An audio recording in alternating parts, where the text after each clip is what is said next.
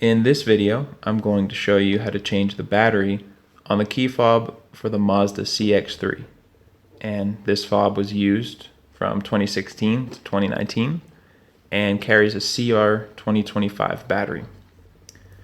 So to start, just flip it over, locate this little lever on the back and push it down to remove the valet key.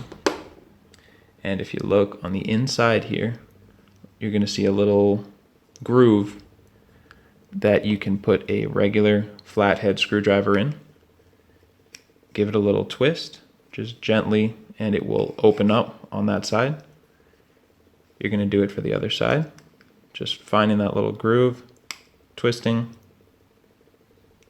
and now in that opening, do the same, just gently move down, give it a little twist, and it will pop right off.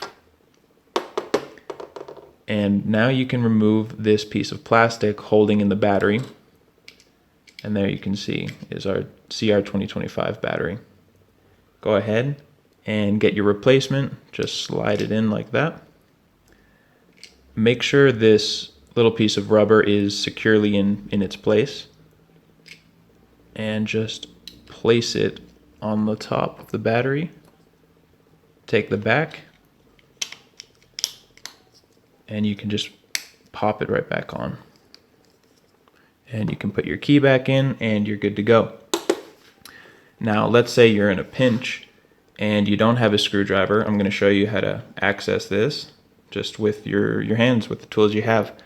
And so if you just go in with your fingernail right on this corner, it's actually pretty easy to do the same thing as before and just create that little opening. Come over, do the same on the other side. Both sides are open. Use the key, put it in about halfway, and you're just going to twist.